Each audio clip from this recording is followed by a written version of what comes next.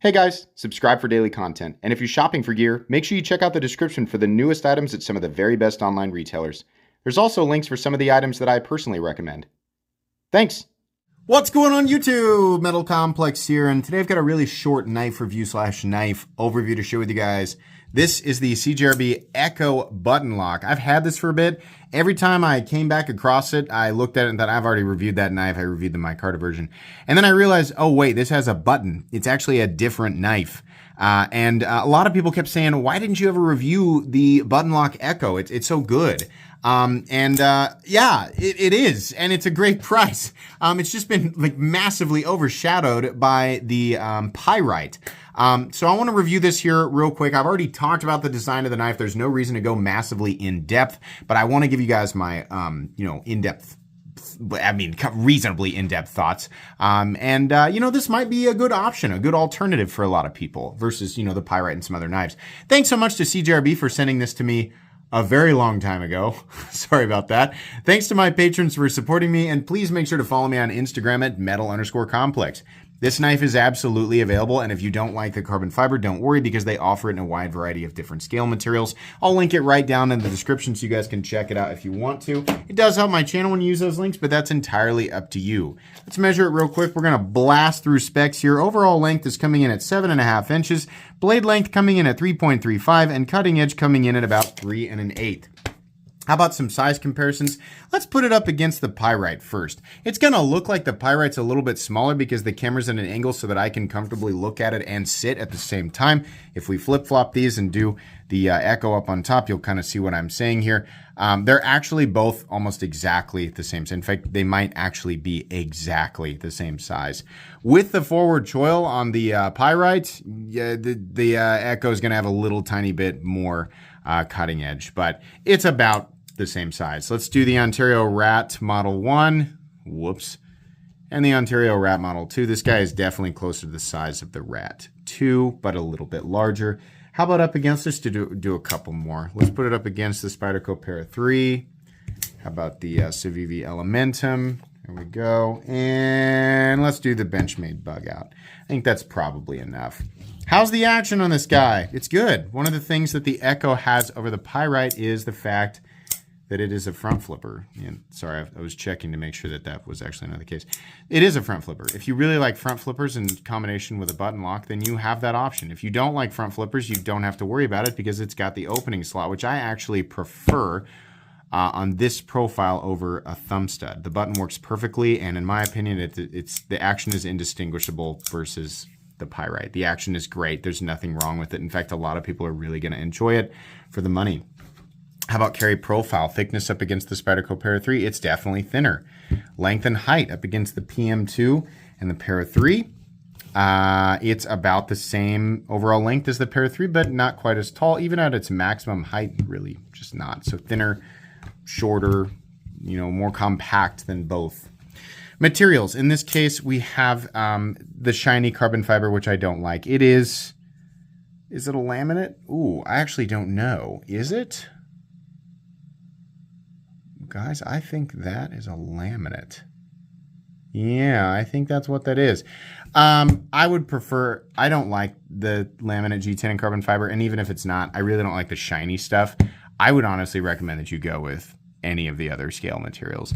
But that's what we're looking at here. Steel liners, and then of course, if we take a look at the other side, we have AR RPM 9. It's a Laconico design. Forgot to mention that. Did you know that? It's a Laconico design.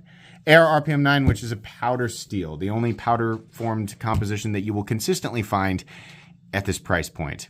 It's also a good powder formed steel. It's very similar to like powdered 9CR 18 MOV. So good balance.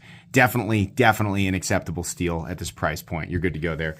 Hardware check. Get out my tools. As per usual, my tools are very inexpensive and very recommendable. You can find them right down in the section of my description that talks about the tools I use on this channel. This is a T8. We have a T8 pivot.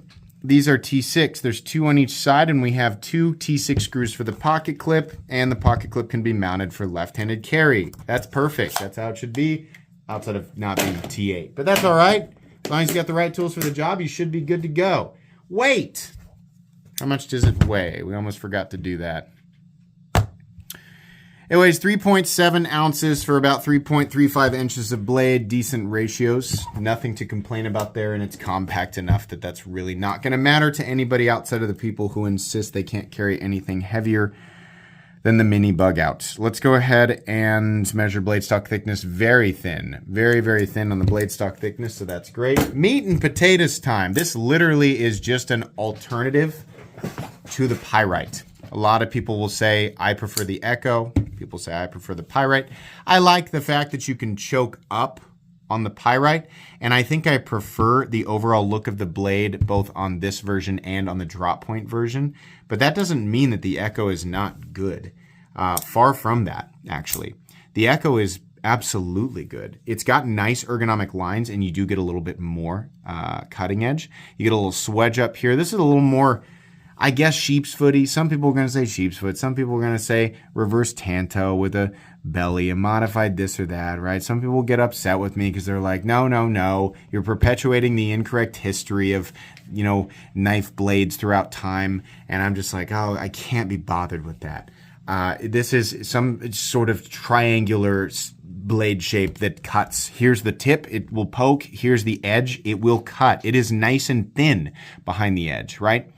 Which is something I appreciate. I also like the tumbled finish here. You can get this, I believe, in a black. It's either a coating or a black wash finish. There's probably a coating. Says CJRB on one side, on the other side. They've got a lot of stuff here. They always have to put the code. I don't mind the Air RPM 9 or the R Laconico, but that code on there always drives me nuts. But the blade's good. It'll slice, it'll cut, right? It's easy to manipulate, and it's, beautifully ergonomic in my opinion. The pocket clip is pretty good. I don't like the doop, doop, boop, the straight and the boop and the swoop. It's not as much as something like this, right? But it's okay. It's not bad, and it's short enough that it's about in the middle. Not much of a hot spot there. Really pretty darn good. The jimping probably should have come out a little bit further because I'm going to want to put my index finger here, and I'm going to want to lay my thumb right here in this grip. A lot of times you're going to be gripping it like this, in which case it won't matter. Also like this, again, it won't matter. Or if you're cutting open packages and you like to hold the blade here or here, it's not going to matter. The button is recessed enough and in a good enough position to where I don't really think, whether you're left-handed, it's possible, I guess, if you're left-handed, that you can squeeze this. Is it possible? I'm going to try to disengage. In the wildest of scenarios, you may be. You really have to get right on it, though. I had to try.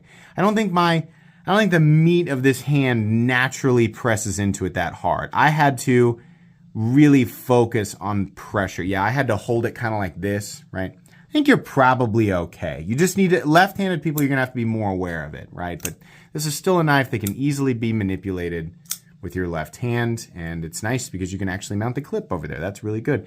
They even put a little lanyard B-hole back here so that you can attach a lanyard to it if you want to. It serves as a third standoff, which is fine. 2 standoffs in the lanyard barrel. We have a stop pin located in, I guess it's traditional spot. It's just way back there. There's no shouldering or anything, but it doesn't need it. You can see the contact point right there. Runs on bearings, no blade play, up, down, left to right, no button stick, no pivot lash, consistent and smooth in here. Nice D10. It's a plunge lock, but that's what's acting as the D10, and we're centered. Yeah, $54.99. For some reason, it's $5 more than the pyrite. I honestly don't care. I think the pyrite's a great price. $5 more for this, sure. If you're just like really trying to save $5, then go with the pyrite. Outside of that, I'd say choose the one that you like better. This is a great option. If you're a big fan of front flippers, or you're just a much bigger fan of the blade profile, you just want a little bit more edge, then I think this one might be the way to go. Yeah, this is a no-brainer. It really is great. And I think it's always going to exist in the shadow of the pyrite because that's going to be the largely more preferable design. This also comes in a liner lock. So if you guys are looking at this and you're like, I don't like button locks, I would buy it if it was a liner lock. It does come in the form of a liner lock, which is something that cannot be said about the pyrite, at least not yet. I don't know why they would do that. Maybe they will. But yeah, pick your poison. This is a very recommendable knife. It's very inexpensive. It's made very, very well. And it's another example of why CJRB is an awesome company when it comes to budget knives. They're kind of underrated. So yeah, this is going to go in my most recommended knives playlist, and it's also going to go in my cheap knives I like playlist because it is quite a ways under $75. Glad I came back to this one. It was definitely worth it. Thanks again to CJRB for sending this in. Like I said, this will be linked down below. Please make sure to follow me on Instagram at metal_complex. If you enjoyed this video, leave a like. If you'd like to check out my other content, I do, of course, have lots of videos of knives that are either expensive or inexpensive that I do or don't like, so check those out. And if you enjoy all my content, go ahead and click on that Metal Complex logo right there and subscribe because there's definitely more coming. Thanks again for watching, everybody, and have a great day.